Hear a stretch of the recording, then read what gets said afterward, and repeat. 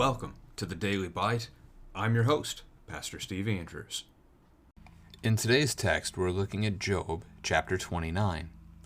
And Job again took up his discourse and said, "Oh, that I were as in the months of old, as in the days when God watched over me, when his lamp shone upon my head, and by his light I walked through darkness, as I was in my prime.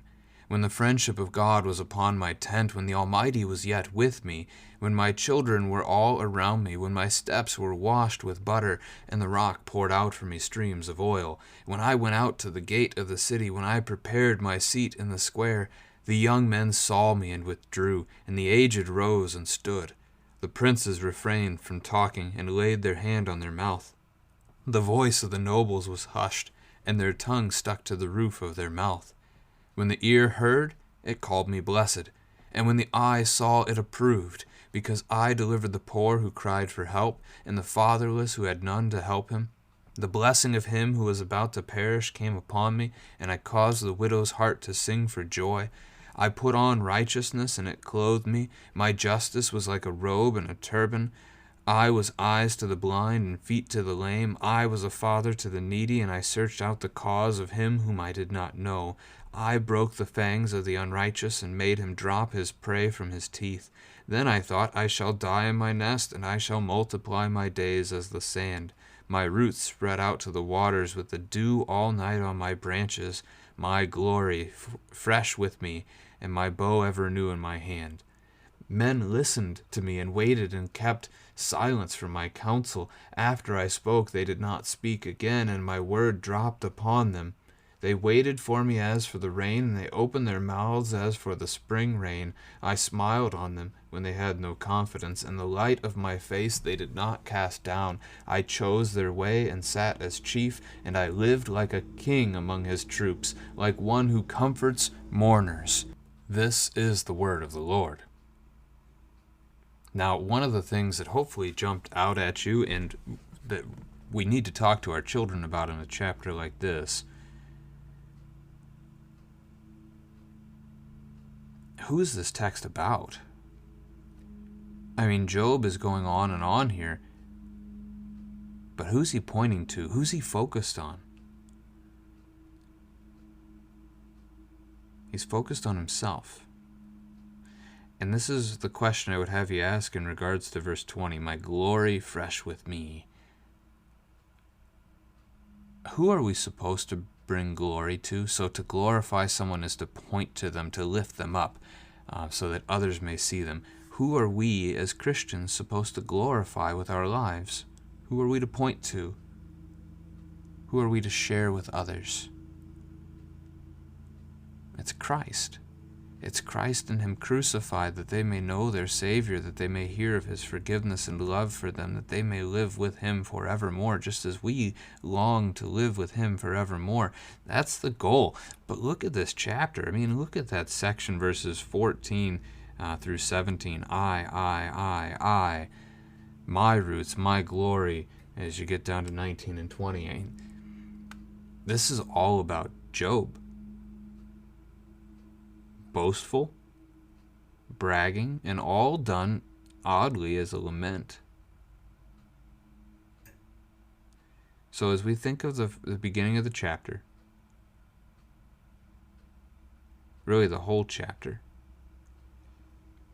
Job is looking back on what his life used to be like and how much people looked up to him, and he is longing for that. He's missing that.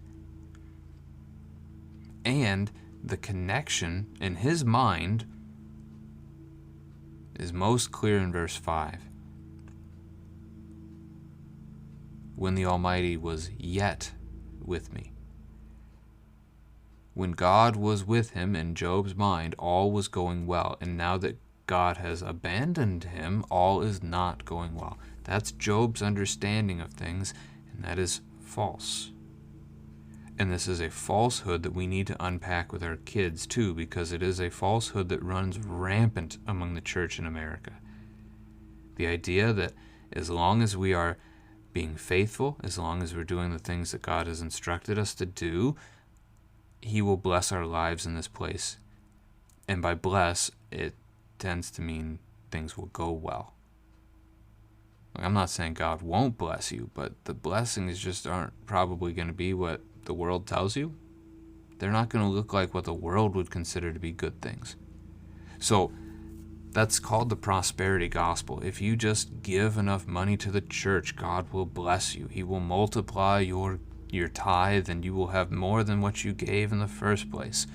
If you just do this and that, then God will give you good health and all these things. And it's not true. In this broken and fallen world, that is not a promise that God has made. Instead, you see something like 2 Timothy chapter 3, verse 12, that says that all who desire to live a godly life in Christ Jesus will be persecuted. The next verse says evil will go from bad to worse. Christ said, "Blessed are the poor. Blessed are the meek. Blessed are you when they insult you and persecute you." Jesus says all kinds of things like this in Matthew 5. There is just no promise from the New Testament scriptures that this life is going to be good for the Christian. And so many fall for that lie that is in the church today. And so when things are going well for them, they think God is for them. And then when things start to go bad, when things start to turn against them, when they suffer in this world, when somebody gets sick or an accident or whatever it may be, all of a sudden God must hate them or God must not exist. How can a good God let bad things happen to good people? Well, and there are no good people as a response to that one, but you get the picture, right? Our kids need to have this unpacked for them. They need to know that Job's way of thinking in this chapter is not good. This is not true.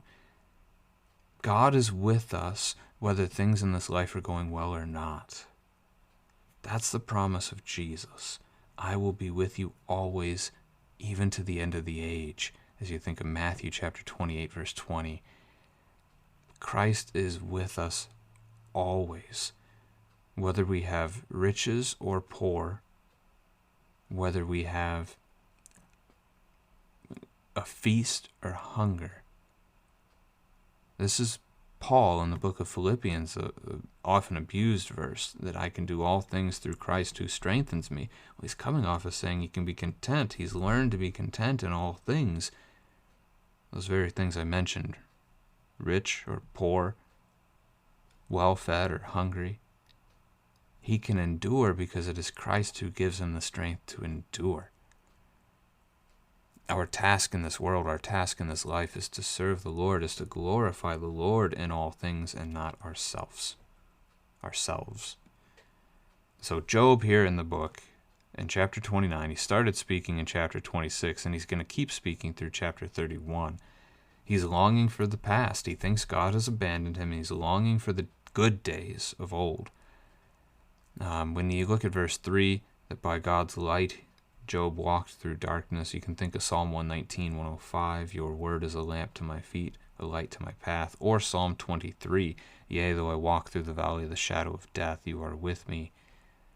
Your rod and thy staff, they comfort me. So he's looking for when he thought God was for him and favored him. He's looking for the days when he was prosperous. He had many children around him. He had so much butter he could even use it to wash his steps of his house. That's a reference to prosperity there, as was the oil, streams of oil. Verse 7 gets into politics, the local city matters. The gate of the city, the entrance to the city, is where the men of that city would gather to discuss city business.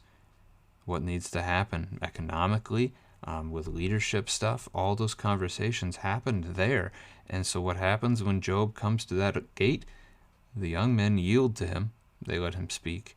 The aged men, who have the higher places of honor, they give Job that honor and respect. Even the princes and the nobles hush for Job. The people looked up to him. And his reasoning for why? Well, because, verse 12, I did this and that and this and that. He cared for the needy, which is good, right? We're supposed to do that. That's a good thing. We don't want to brag about it, though, as he is here. Verse 13 is interesting. He said, the blessing of him who is about to perish came upon me. I wonder if it's just a general term that he's saying, like they just, as before they died, they blessed him because they were thankful for all that he had done for them. Or if it's like Jacob taking Esau's blessing. You remember when he sneaks in as his dad, Isaac, thinks he's about to die. He lives a while afterwards anyway, but Jacob thinks he's about to die, and so Jacob steals his brother's blessing. And then Esau comes in and wants a blessing too, but there's nothing left to give. Is it that kind of blessing, the actual passing on of the family inheritance in a sense? Not fully the inheritance, but the father's blessing upon his offspring yet to come. Is that the kind of blessing that Job's referring to? It's hard to say for sure, but that comes to mind. I put on righteousness. Well, he's putting on his own righteousness, which is a false righteousness, an empty hope, whereas we in the New Testament are told to put on Christ's righteousness, his perfection, not ours. I was eyes to the blind and feet to the lame, father to the needy. I searched out the cause of him whom I did not know. So he's even helping strangers. These are good things. Do them, yes. But let the Lord bless you for what you have done, rather than seeking to strengthen yourself by it. Verse 17, broke the fangs of the unrighteous, so he opposed the wicked. He stopped them from doing more wickedness. Verse 18, I thought, I shall die in my nest. That's the idea. You don't hear people say it that way today, but the idea that he's going to plant himself where he is, live a good long life right there. He's going to settle, right? He's going to settle down and live in that community. He's going to have a healthy life, a strong life. His word was final, right? The people waited for him. His counsel was so respected. He was the one they wanted to hear. He got the last word, and they did not speak again. Whatever Job said, they valued him that much that they did it.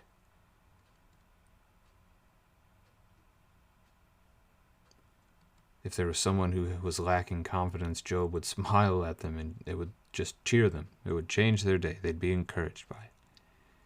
Verse 25, I lived like a king.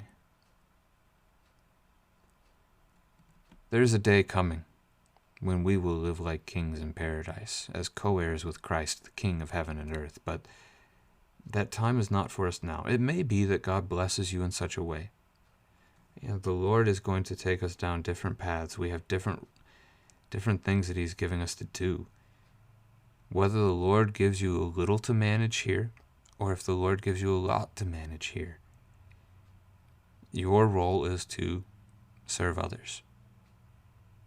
So if you have a lot of wealth, thank the Lord and use it to serve others. If you have very little wealth, thank the Lord and use what you have to serve others.